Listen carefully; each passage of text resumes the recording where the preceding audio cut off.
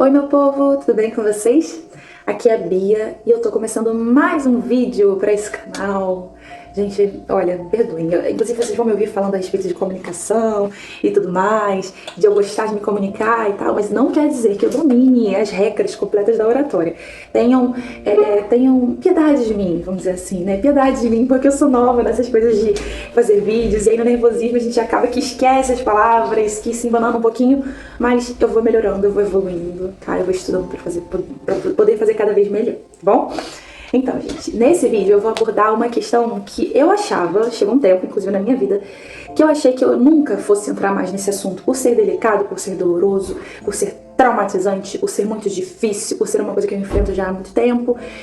Mas teve uma coisa que Deus, ele fez em mim. Eu creio que, sei lá, foi uma característica que Deus ele colocou em mim. Por que eu falo que foi de Deus? Porque eu creio que tudo aquilo que eu tenho de bom vem de Deus.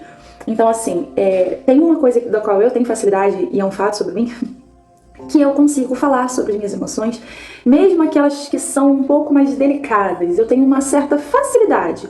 Calma, pera lá, que não quer dizer que eu não passei por um caminho todo antes disso, aprendendo a deixar de ser um balzinho, né, e a falar as coisas, e a processar tudo melhor, e a expor as minhas necessidades, a deixar claro o que eu estava sentindo, o que eu estava pensando, o que eu estava precisando.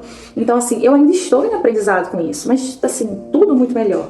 Porém, eu sei o quanto isso é difícil, entendeu? Eu sei o quanto isso é difícil, eu sei o quanto é complicado, o quanto é doloroso, essa coisa de você ter que abrir o coração, de você falar a seu respeito, você, né? Eu sei como isso é difícil, como tem pessoas que têm extremas barreiras com isso, e eu compreendo isso completamente. Mas eu creio que o Senhor, Ele me permitiu ter uma pequena facilidade em expor algumas delas. E é óbvio que eu já me magoei absurdamente com isso, porque eu já fui muito imprudente, eu já dividi com pessoas erradas, eu já confiei em pessoas erradas, me magoei, me frustrei demais. Mas com o tempo e também, né, buscando sabedoria no Senhor, a gente vai aprendendo como lidar.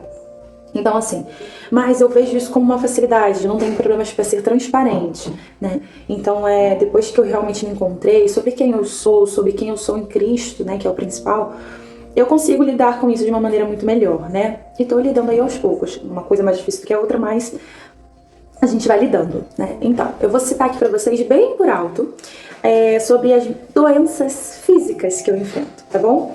Deixando claro que, assim, uma coisa que eu não vou deixar vocês perceberem, eu vou dizer logo.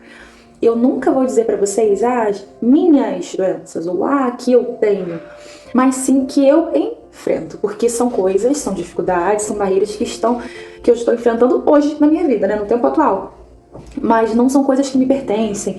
E olha, gente, pra eu poder mudar essa mentalidade de que isso não me pertence e de que essas doenças não são quem eu sou, é um processo muito difícil. De vez em quando, porque eu creio que todo mundo passa algumas crises, dificuldades, tempos mais difíceis, isso parece que o inimigo ele tenta novamente trazer, sabe? Sabe aqueles nomes antigos que você tinha antes de Jesus? Então é exatamente isso. O inimigo ele tenta trazer novamente como se isso fosse tudo sobre mim, sabe? E uma coisa que eu sempre falei, eu sempre falei em oração, falei com o Senhor, às vezes eu acho que eu sou refém do meu corpo. O meu corpo, eu não consigo prever o que vai acontecer. Parece que é desgraça atrás de desgraça, eu sou um verdadeiro para-raio e nada nunca vai melhorar. Só que essa não é a realidade, eu vou falar muito sobre esse assunto aqui.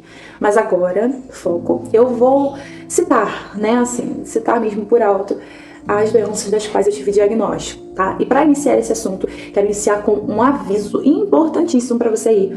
Não estou incentivando ninguém a se autodiagnosticar, gente, por favor. Não existe essa de autodiagnóstico, tá bom? Você vai ter um profissional qualificado e essa pessoa qualificada vai poder sim te diagnosticar com isso ou aquilo, enfim. E é fundamental a parte do diagnóstico, tá bom? Em outros vídeos vocês vão ver que, assim, no momento em que você tem diagnóstico sobre algo, você pode, de fato, tratar aquilo pelo nome que ela tem, né? Pelo que ela é. Então, você não fica no escuro, lutando no escuro. Você consegue ser mais objetivo e, é óbvio, mais efetivo no seu tratamento e melhorar muito mais rápido, né? Então, simbora lá. Gente, eu tenho 27 anos, tá? 27 anos, eu sou do Rio de Janeiro, se o meu sotaque não deu ainda pra notar, eu sou do Rio de Janeiro, e o meu médico é o Dr. Dante Valdetaro Bianchi. Esse médico foi uma ferramenta de Deus, assim, ele foi enviado do Senhor, literalmente, na minha vida, pra poder estar cuidando de mim. Ele é o meu médico real oficial, que eu falo, porque ele é o principal, ele é o que cuida basicamente de todas as doenças aí, que acompanha elas, né, vamos dizer assim, e que me acompanha em tudo isso, né? Então, vamos lá. Gente, tudo começou com uma questão que não precisa ser uma questão pro resto da vida, mas que se tornou uma leve questão, que foi o meu coração. Eu sou cardíaca, mas é um problema simples, que é o prolapso da válvula mitral. Nossa, Bia, prolapso da válvula mitral. Mitral é a principal veinha do seu coração, a artériazinha ali do coração, né? E como minha mãe me explicava, a minha ela não tem um formato totalmente linear, perfeito ali para bombear o coração. Ela tem uma falhinha, né? E essa falha dá taquicardias, dá uma série de coisas. Eu também comecei tendo algumas outras coisas lá, enfim, dos sintomas eu vou falar um pouco mais pra frente, tá? E eu comecei fazendo uma medicação, fiz alguns ajustes, faço acompanhamento até hoje e tomo essa mesma medicação, já tem alguns anos que eu tomo ela. E assim, ela me agita muito, a taquicardia, dificuldade para respirar, o tremor, que é agora é a próxima questão, né, o número 2 que eu vou mencionar, ele fica maior, né, mais intenso. Eu tenho um tremor, que a gente pode classificar aí como um tremor essencial, né, é o tipo de coisa que é genético também. Eu tenho uma tia, né, no caso, uma pessoa antes de mim, e 2 pessoas depois de mim, que são as minhas 2 irmãs, no caso, a minha mãe e a minha prima. Mas assim, não tive outras evidências disso, nada dos meus pais. É simplesmente uma coisa que começou. Eu não sei se ela tem a ver até mesmo com efeitos colaterais do próprio medicamento, ou se foi uma junção e que se potencializou com o tempo. Enfim, a questão é que eu tenho realmente um tremor bem acentuado nas minhas mãos, minhas pernas, principalmente as minhas mãos, elas são bem... Como é que fala? Eu não tenho muita firmeza, vamos dizer assim, né? Com as mãos, gente. Pode acreditar em mim, entendeu? Que eu sou firmeza assim. Mas eu tenho um tremor muito forte nas mãos. Tem momentos em que eles estão piores, tem momentos em que eles estão menores, mas sempre estão lá, principalmente do meu lado direito. Então, esse meu lado aqui, essa minha mão é mais complicada ainda, né? É a mão que eu escrevo também, então assim, que é um pouco mais complicado, então eu preciso lidar, eu já deixei de fazer muitas coisas. Eu vou falar sobre isso também. Enfim, mas por causa disso, mas eu tô aprendendo a lidar. Outra questão é hidroadenite supurativa. Olha, é só nome bonito, né, gente? Eu acho que eles selecionam, assim, quando eles param pra pensar nos nomes de doença, eles selecionam, assim, cada nome, que você fala, meu Deus do céu, pra pessoa realmente não lembrar, né?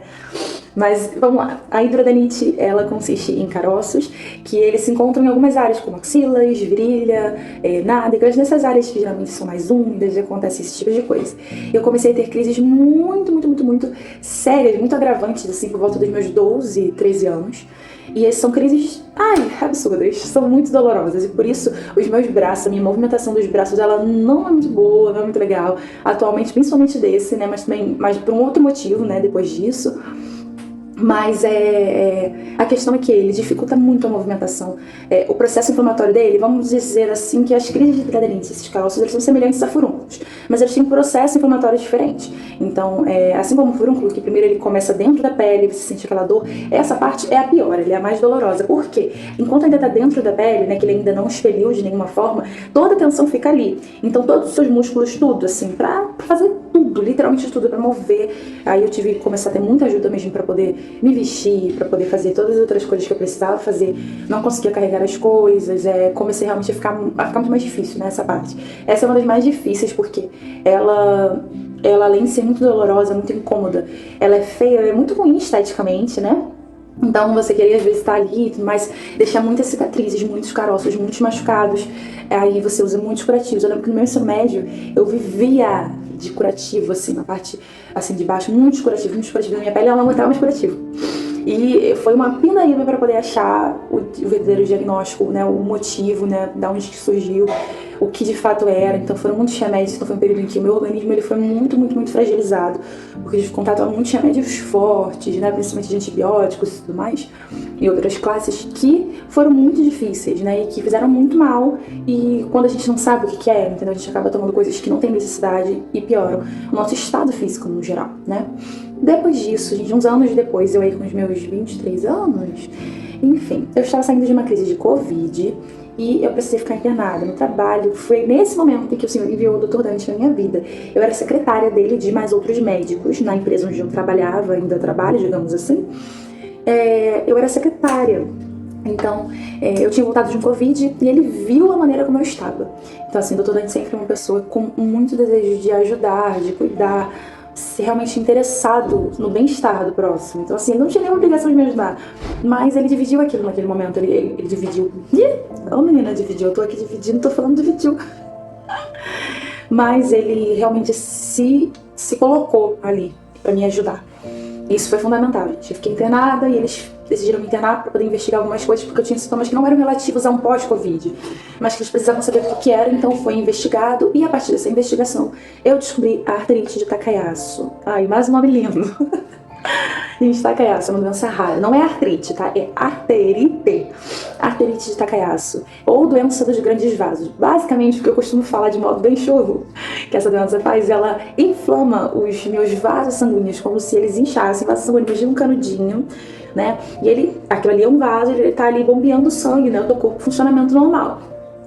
É como se o meu ele se obstruísse, ou seja, vamos dizer que o canudinho ele entupiu ali e ele começa nessa obstrução, né? Ele começa a inchar e basicamente é isso que o Takayasu faz. Ele gera dores absurdas e muitas outras coisas, enfim, os sintomas não são um assunto nesse vídeo, mas muito complicado, gente, muito complicado. E o Dr. Dante sempre muito assim, buscando se assegurar, muito seguro nas coisas. Quando eu saí da internação, antes da gente entrar de cabeça no novo tratamento, um tratamento difícil, né, para uma doença complicada, ele resolveu se certificar de que de fato não era nada relativo ao Covid, né, uma sequela ou algo do tipo.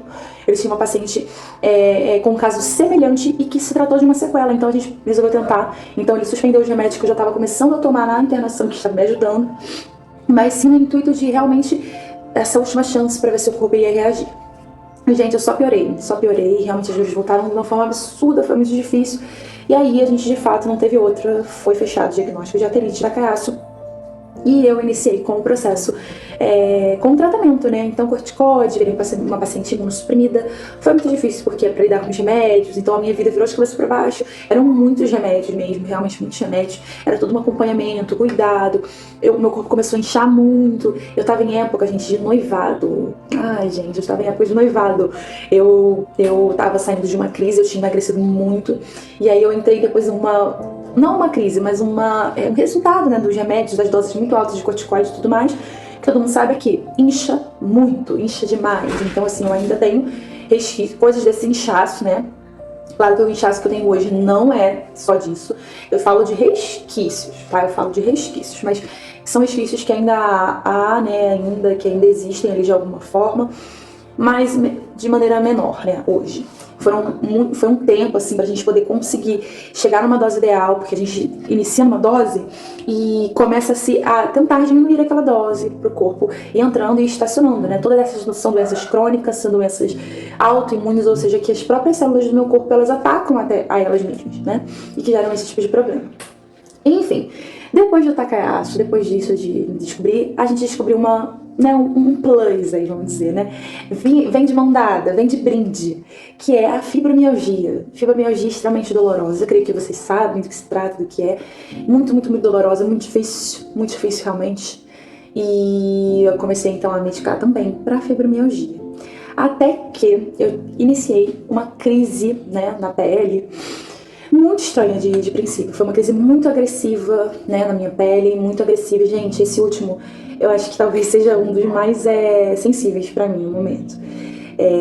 Eu iniciei sintomas e ali eu recebi o diagnóstico de psoríase, né, e uma psoríase, assim, gravíssima no meu corpo inteiro, do couro cabeludo até o corpo inteiro. A minha pele em carne viva, pele saindo, literalmente, cabelo, tudo, a coceira, a dor, o incômodo, tudo aquilo. Hoje, essa psoríase, ela já se tornou artrite psoriática, então, se você quiser pode dar uma pesquisada. Eu também vou falar dela em outros vídeos, tá? Eu tô só citando. Mas a artrite psoriática, ela também envolve dores, né, físicas, e ela é mais grave, né? Requer mais cuidados. E a última crise que eu tive, ela resultou na perda dos meus cabelos, então é por isso que vocês estão me vendo assim, muito estilosa, né, de lenço e tudo mais. Um dia eu vou vir aqui sem ele, mas eu não esperava, isso não era pra ser comum, né, num caso de psoríase comum, né, vamos dizer assim, mas realmente agravou demais mesmo. Foi um período, e tá sendo, porque eu ainda estou enfrentando o finalzinho, não parece, Pela misericórdia de Deus, não parece. Mas eu tô ainda enfrentando aí um finalzinho de crise. Tem algumas áreas do meu corpo que estão muito resistentes aos remédios. E também ao uso tópico, né? Eu passei a ser uma cremosa, literalmente. São cremes, remédio, é tudo. Ai, gente. O bolso, entendeu? De quando você tem que tratar uma doença. É uma coisa assim que ninguém fala muito, mas é difícil, bem difícil. Gente, então essa última crise, assim, ela foi a pior da minha vida, né? A pior de todas as crises dela. E resultou de maneira muito agressiva. Então, realmente, eu perdi os cabelos. Tô com dificuldade para eles voltarem a crescer. Eu vou falar sobre eles aqui. Quando eu falar no meu vídeo sobre imagem, eu vou falar muito sobre isso. Então, assim, fechamos até o momento. São vários diagnósticos, gente. Eles me limitam muito hoje em dia. Eu já passei por uma cirurgia da hidrodanite, só que eu tive complicações principalmente nesse braço. Eu tô aqui me apoiando assim de vez em quando, mas eu não posso fazer muita coisa com ele. Graças a Deus nesse daqui as coisas funcionaram bem, mas eu não tenho movimentação completa ainda. Tá tudo muito limitado, né? Eu provavelmente vou precisar passar por uma outra cirurgia da hidrodanite numa outra área. Então, assim, todas essas crises, quando elas vêm, elas me limitam muito. Fora as crises de dor diárias, né? Basicamente, quase que diárias, que eu tenho, os incômodos, os efeitos colaterais. Hoje em dia são muitos remédios, é uma bateria de manhã, uma bateria à noite, às vezes é divididinho. Então, assim, são muitos remédios, eles geram muitos efeitos, é muito enjoo, é muita coisa. Os meus hormônios, eles ficam numa alteração, e eu vou falar sobre isso no nosso vídeo da saúde mental, que eu vou falar pra vocês também como que foi, como que a minha mente tá lidando com tudo isso. Então, gente, o vídeo de hoje é isso. Tá, era pra falar sobre essa. Você pode falar assim, gente, o que você não tá falando? Tá citando doença e tal. Gente, eu tô citando aquilo que realmente, assim, eu tô dividindo aqui com vocês. O que tem sido conviver com essas coisas nesses dias, né? E também pra falar pra você que não tá tudo perdido. Não tá tudo perdido. Não importa quantos diagnósticos você receba, não importa o quanto você fique assustada. E dentro desses diagnósticos que eu falei, ainda tiveram muitas intercorrências ali, que envolveram também outras áreas do meu corpo, né? Como o fato de no momento não poder gestar um bebê. E é um grande sonho meu. Mas assim, são muitas coisas que acabam influenciando. E eu me vi num lugar de, assim, 27 anos, recém-casada, precisando lidar com muitas coisas. E um outro tópico que eu vou mencionar aqui nesse canal é sobre o casamento, porque tudo isso influenciou meu casamento e a minha vida com o meu marido, o Cristiano. Meu marido é maravilhoso, gente, maravilhoso. Só que eu vou falar um pouco de como isso influenciou também isso, né? De uma maneira, claro, sábia, né? A respeito disso, preservando meu casamento, preservando meu marido, é óbvio. Mas, assim, falando pra vocês que não tá tudo perdido. Não tá tudo perdido, tá? Às vezes você tem uma ideia, ou então às vezes você se preocupa em ser um peso pras pessoas. E Deus te coloca numa situação que exatamente ali você precisa de ajuda. E, assim, foi bem isso que Deus fez comigo. Porque pra eu poder abrir mão daquele meu controle absurdo e realmente entender o quanto eu precisava de ajuda, né? A iniciar a ajuda dele. Então, não se preocupe em precisar de ajuda, não se preocupe em precisar que as pessoas cuidem de você, não se preocupe em precisar cuidar, não se preocupe em precisar cuidar de você, tá bom? Porque você precisa fazer isso. E o nosso corpo terreno, a gente sabe que ele vai sofrer doença aqui, nós sabemos disso, mas elas não nos aprisionam. E você não é refém do seu corpo, eu não sou refém do meu corpo. E nós não somos reféns das dificuldades que nós enfrentamos, dos problemas que nós vivemos, nem dos traumas que nós enfrentamos. Então, nada disso veio para nos prender. Quando as pessoas hoje em dia elas acham que Jesus e que o Evangelho ele vem como uma prisão, uma gaiola para um passarinho que está voando livre, eu falo, cara, assim, essa pessoa ainda não entendeu nada sobre o Evangelho. Porque aonde está o Espírito do Senhor, ali há liberdade. Diz em 2 Coríntios, capítulo 3, versículo 17.